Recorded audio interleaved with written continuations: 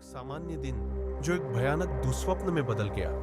वह हर दिन की तरह अपने घर से निकला, लेकिन वह कभी वापस नहीं आया।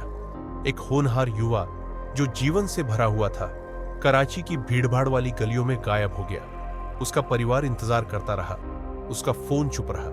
और फिर 23 वर्षीय मुस्तफा आमिर की उसकी मां वाजिहा आमिर ने 7 जनवरी 2025 को गुमशुदगी की रिपोर्ट दर्ज कराई।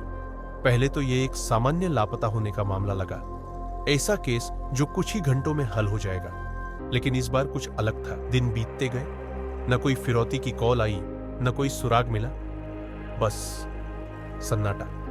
कल्पना कीजिए, कोई जिसे आप प्यार करते हैं घर से बाहर जाता है और फिर कभी वापस नहीं आता। डर आप पर कब हावी होने लगेगा। सच्चाई सामने आने वाली थी, और यह किसी की भी कल्पना से कहीं ज्यादा भयानक थी। एक हत्या जिसने पूरे शहर को हिला दिया। 5 दिन बाद बलूचिस्तान के हब के पास एक जली हुई कार मिली। अंदर एक युवा व्यक्ति के अवशेष थे। डीएनए परीक्षण ने उस भयावह सच्चाई की पुष्टि कर दी जिसका सभी को डर था। मुस्तफा अब इस दुनिया में नहीं था, लेकिन उसके साथ क्या हुआ था? यह सिर्फ एक दुखद दुर्घटना नहीं थी, यह एक सोची समझी हत्या थी। किसी ने, जिस पर मुस्तफा को भरोसा था, उसकी जान ले ली, और उन्होंने सबूत मिटाने की हर संभव कोशिश की। लेकिन क्यों? ऐसा कौन सा कारण था जिसने एक दोस्त को इतना भयानक अपराध करने पर मजबूर कर दिया? पुलिस ने मुस्तफा के करीबी दोस्त अरम खान को गिरफ्तार किया। कड़ी पूछताछ के बाद सच सामने आया। यह झगड़ा एक लड़की को लेकर था। कराची में मुस्तफा आमिर की हत्या के मामले में एक युवती मार्शा शाहिद की इस दुखद घटना में महत्वपूर्ण भूमिका रही। मार्शा रिपोर्टेडली पिछले 4 साल से मुस्तफा के साथ रिश्ते में थी। इस दौरान वह अरम खान के साथ भी जुड़ी हुई थी, जो कि मुस्तफा का दोस्त और हत्या का मुख्य आरोपी था। इस प्रेम त्रिकोण ने दोनों दोस्तों के बीच तनाव को और बढ़ा दिया।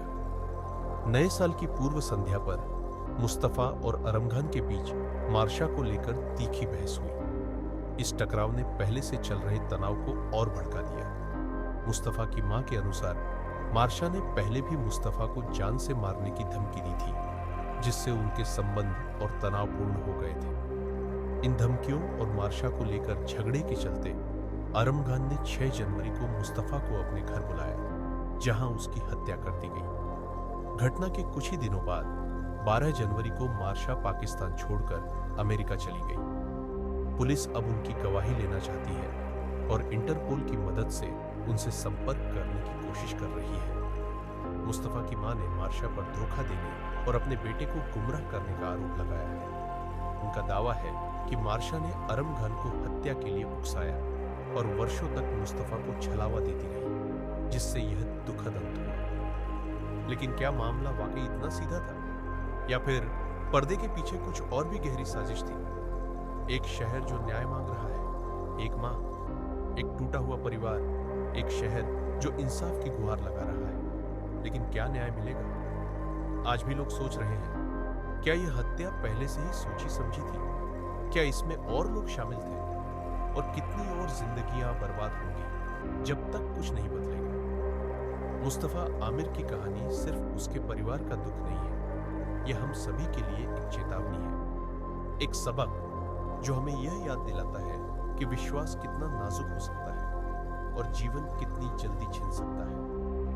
अपने चारों ओर देखिए, जिन लोगों को आप प्यार करते हैं, जिन दोस्तों पर आप भरोसा करते हैं, अगर उनमें से किसी के मन में कोई ऐसा राज हो जो किसी की जान ले सकता हो, तो लेकिन हमें यह नहीं भूलना चाहिए, दुर्घटनाएं हमें परिभाषित नहीं करती, बल्कि हम उन पर कैसे प्रतिक्रिया देते हैं, यही मायने रखता है। हम मुस्तफा को वापस नहीं ला सकते, लेकिन हम उसकी याद को सम्मान देकर न्याय मांग सकते हैं, सतर्क रह सकते हैं और अपने प्रियजनों की रक्षा कर सकते हैं। अगर यह कहानी आपके दिल को छू गई, तो आपको एक और बात जाननी चाहिए।